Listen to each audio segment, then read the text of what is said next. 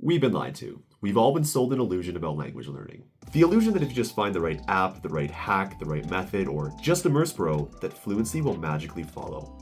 But then reality hits. You forget words the moment after you study them, you can't follow conversations, and you start to wonder, maybe you're just not cut out for this. And in this video, I'm going to share 7 truths that I wish I knew earlier in my own journey. The lessons that make the difference between wanting to give up and actually making progress. Truth number 1, language learning is hard work. Look, there's no shortcut, there's no app, there's no teacher, there's no magical method that is going to bypass the fact that learning a language is a process that demands constant effort and repetition. I know a lot of people are looking for the easiest, best method with the least amount of effort. They want a quick fix and they think a few months of casual study is going to be enough. But the truth is, language is a skill. It's a skill that you actively build consistently for years. Like, you actually need to put in the work, day in and day out, even when it feels difficult and even when it feels slow. Because that's the actual price of real progress. It's not money, it's not apps, it's time, effort, and focus. Truth number 2, you need a real reason. Curiosity might get you started, sure, like it'll get you open a textbook or sign up for your first Japanese lesson, but the novelty of learning a new language quickly fades. If you want to keep going for months and years, you need a why with real emotional weight. Look, at some point you're going to hit a wall. The grammar's going to feel confusing, the vocabulary won't stick, and progress will feel slow.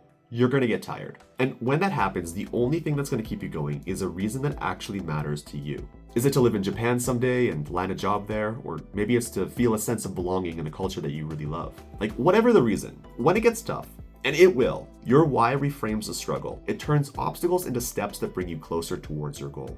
Just remember, curiosity lights the match, but it's your why that keeps the fire burning. Truth number 3, consistency beats intensity. Look, fluency isn't built in one giant burst of effort. You can't skip 6 days and expect to make up for it with one marathon study session. That's just not how memory works. Your brain learns through repetition, small, frequent reminders that keep the language alive in your mind. Think of it like exercise. One brutal 8-hour workout won't make you fit, but 30 minutes a day will change your body over time. Language is the same. Even half an hour a day is far more powerful than a once-a-week grind session because you're constantly telling your brain that this matters. Don't forget it. And that's what builds fluency, showing up, even on the days that you don't feel motivated. Not perfection, not intensity, just steady, repeated contact with the language until it becomes part of your life. Truth number 4, input is more powerful than output. So you probably heard that to get fluent, you just need to keep practicing speaking, which is true to a certain extent, sure, but here's the catch. You can't speak what you haven't absorbed. In other words, if you're not getting enough input from listening and reading, you simply won't have the sentence patterns ready when you try to talk. Speaking doesn't build fluency on its own, but it reveals the fluency you've already built through input. When you flood your brain with Japanese from books, podcasts, TV, music, YouTube, you're giving it the raw materials it needs to form language. And at first, it's going to feel messy, like you're not going to understand everything, and that's totally okay. But that's when your brain works the hardest. It hunts for patterns, makes guesses from context, and gradually connects those sounds and meanings together. And it all adds up slowly over time. Like one day, you're just going to find yourself recognizing phrases and feeling that a sentence just sounds right, even though you can't explain the grammar. And that kind of intuition only comes from massive exposure. If you only focus on what you already understand, you aren't being challenged. And this is why input is so essential. It stretches your limits and builds new knowledge, while output helps to solidify that knowledge. So prioritize input first. Speaking becomes easier not by forcing it, but because your brain has already absorbed enough language to make it possible. And that leads me to my next point. Truth number 5, you need to actually speak.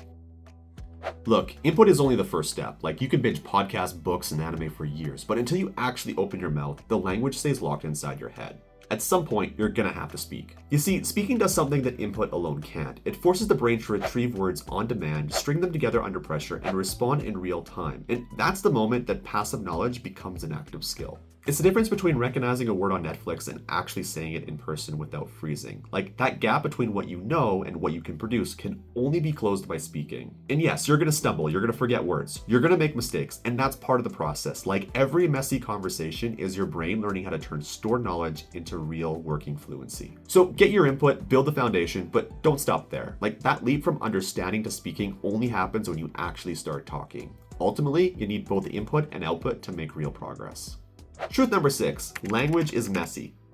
Here's the reality. You're gonna sound stupid, sometimes.